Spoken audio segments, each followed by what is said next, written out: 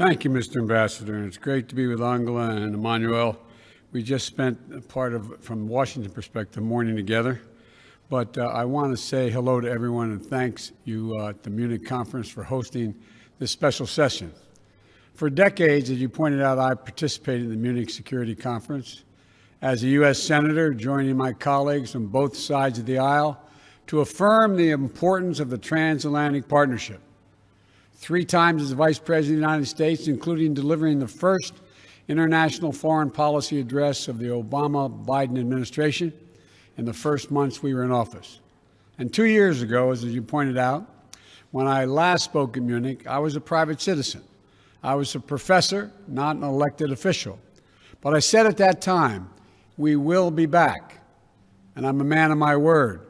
America is back. I speak today as President of the United States at the very start of my administration, and I'm sending a clear message to the world. America is back. The transatlantic alliance is back. And we are not looking backward. We are looking forward together.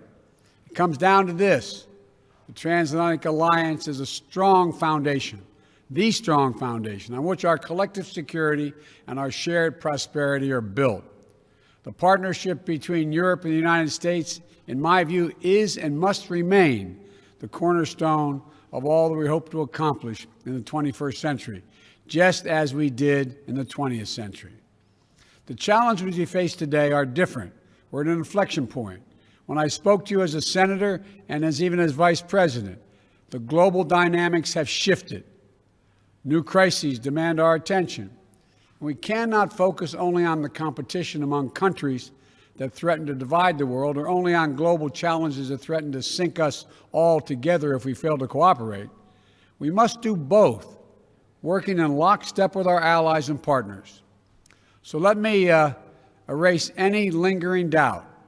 The United States will work closely with our European Union partners and the capitals across the continent, from Rome to Riga, to meet the range of shared challenges we face. We continue to support the goal of a Europe whole and free and at peace.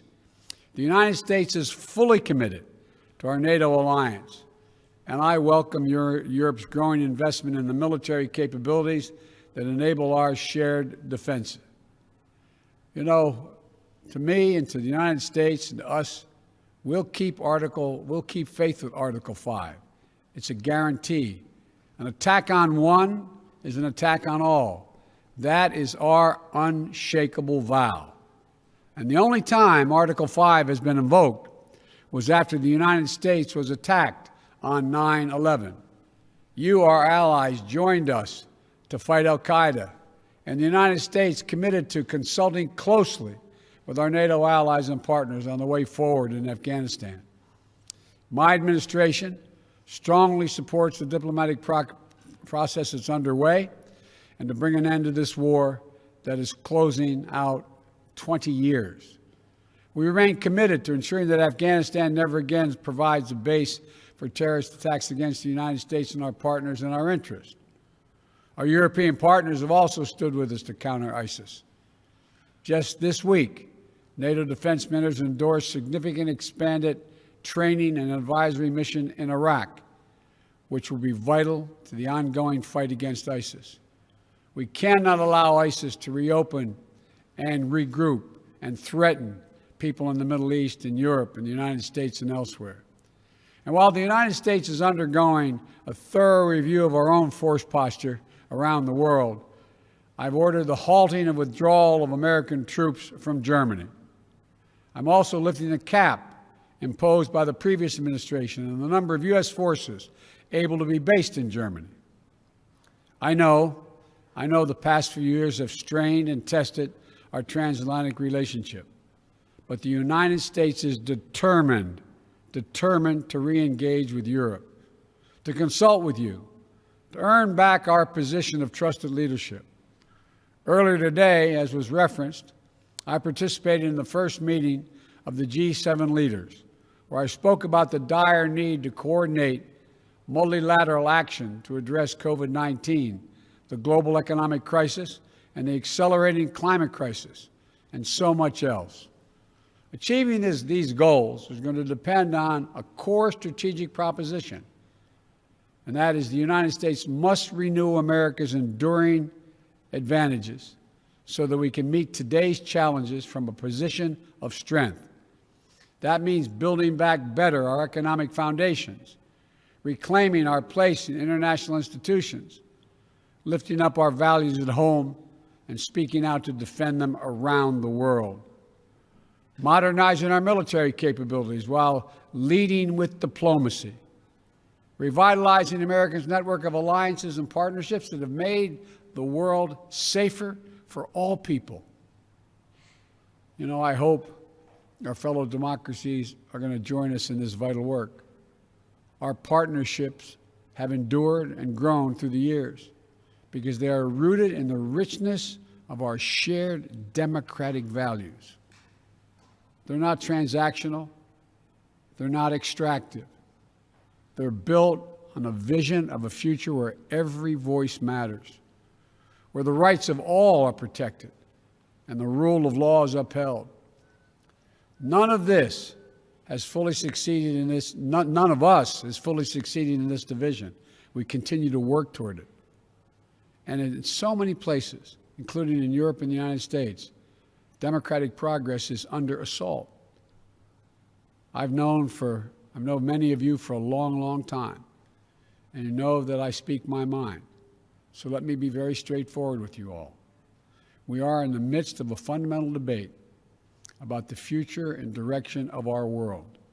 We're at an inflection point between those who argue that given all the challenges we face, from the fourth industrial revolution to the global pandemic, that autocracy is the best way forward, they argue.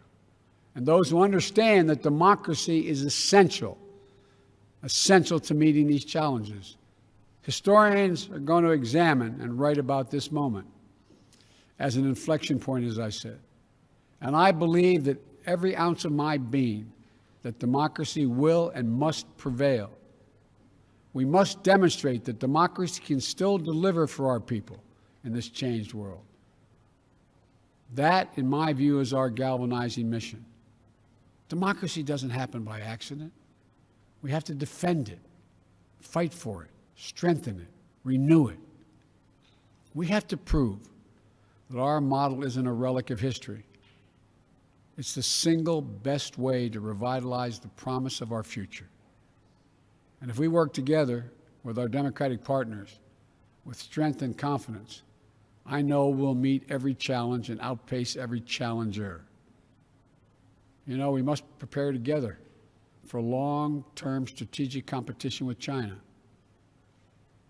How the United States, Europe, and Asia work together to secure the peace and defend our shared values and advance our prosperity across the Pacific will be among the most consequential efforts we undertake.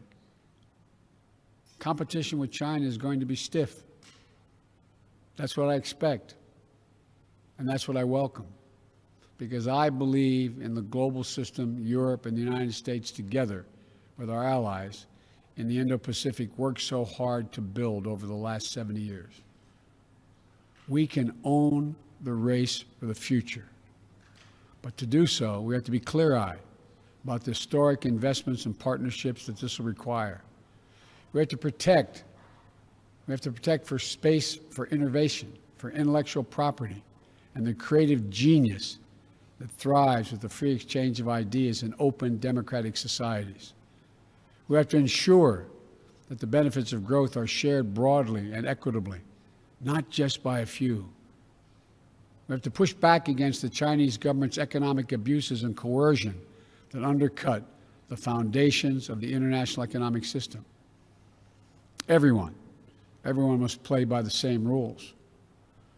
U.S. and European companies are required to publicly disclose corporate governance structures and abide by rules to deter corruption and monopolistic practices. Chinese companies should be held to the same standard.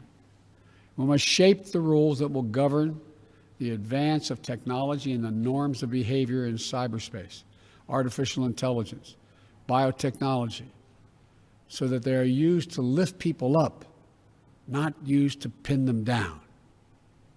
We must stand up for the democratic values that make it possible for us to accomplish any of this, pushing back against those who would monopolize and normalize repression. You know, this is also how we're going to be able to meet the threat from Russia. The Kremlin attacks our democracies and weaponizes corruption to try to undermine our system of governance. Russian leaders want people to think that our system is more corrupt or as corrupt as theirs. But the world knows that isn't true, including Russia's own citizens. Putin seeks to weaken the European project and our NATO alliance. He wants to undermine the transatlantic unity and our resolve, because it's so much easier for the Kremlin to bully and threaten individual states than it is to negotiate with a strong and closely united transatlantic community. That's why standing up for the sovereignty and territorial integrity of Ukraine remains a vital concern for Europe and the United States.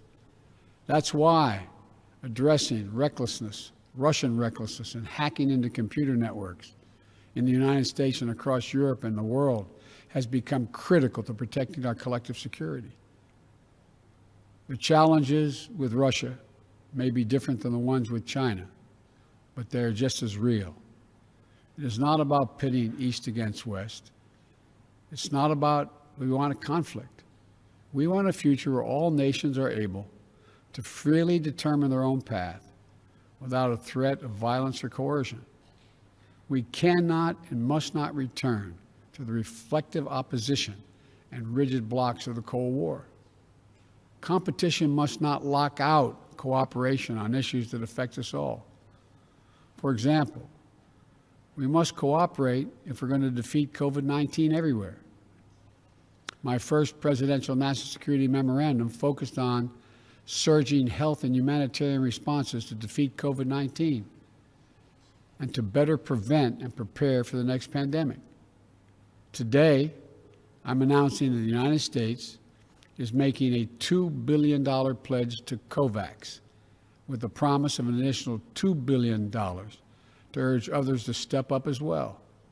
Yet even as we fight to get out of the teeth of this pandemic, the resurgence of Ebola in Africa is a stark reminder that we must simultaneously work to finally finance health security, strengthen global health systems, and create early warning systems to prevent, detect, and respond to future biological threats, because they will keep coming. We have to work together to strengthen and reform the World Health Organization. We need a UN system focused on biological threats that can move quickly to trigger action. Similarly, we can no longer delay or do the bare minimum to address climate change. This is a global existential crisis, and we'll all suffer the consequences if we fail. We have to rapidly accelerate our commitments to aggressively curb our emissions and to hold one another accountable for meeting our goals and increasing our ambitions. That's why, as President, I immediately rejoined the Paris Agreement. And as of today, the United States is officially, once again, a party to the Paris Agreement, which we helped put together. On Earth Day, I will host a Leaders Summit to help drive more ambitious actions among the top emitters, including domestic climate action here in the United States. I'm grateful for Europe's continued leadership on climate issues over the last 4 years. Together, we need to invest in the technological innovations that are going to power our clean energy futures and enable us to build the clean energy solutions to global markets. The threat of nuclear proliferation also continues to require careful diplomacy and cooperation among us. We need transparency and communication to minimize the risk of strategic misunderstanding or mistakes. That's why the United States and Russia, notwithstanding other competition, extended the New START Treaty for an additional 4 years once I was sworn in. That's why we said we're prepared to re-engage in negotiations with the P5+1 on Iran's nuclear program. We must also address Iran's destabilizing activities across the Middle East. And we're going to work in close cooperation with our European and other partners as we proceed. We'll also work together to lock down fissile and radiological material to prevent terrorist groups from acquiring and using them. Look, the range of challenges Europe and the United States must take on together is broad and complex. And I'm eager to hear next from my good friends and outstanding leaders, Chancellor Merkel, about her thoughts on the way forward together. So let me conclude with this. We cannot allow self-doubt to hinder our ability to engage each other or the larger world. The last 4 years have been hard, but Europe and the United States have to lead with confidence once more, with faith in our capacities, a commitment to our own renewal, with trust in one another, and the ability of Europe and the United States to meet any challenge to secure our futures together. I know we can do this. We've done it before. Just yesterday, after a 7-month, 300 million mile journey, NASA successfully landed the Perseverance rover on Mars. It's on a mission of exploration with elements contributed by our European partners to seek evidence of the possibility that life beyond our planet and the mysteries of the universe. Over the next few years, Perseus is what we call, but Perseverance will range and collect samples from the red planet and pile them up. So another mission and rover, envisioned as a joint effort between NASA and the European Space Agency, will retrieve this trove of scientific wonders and bring it home to all of us. That's what we can do together. If our unbound capacities to carry us to Mars and back don't tell us anything else, they tell us we can meet any challenge we can face on Earth. We have everything we need. And I want you to know the United States will do our part. We'll stand with you. We'll fight for our shared values. We'll meet the challenges of this new moment in history. America's back. So let's get together and demonstrate to our great-great-grandchildren when they read about us that democracy functions and works, and together there's nothing we can't do. So let's get working. Thank you all very much.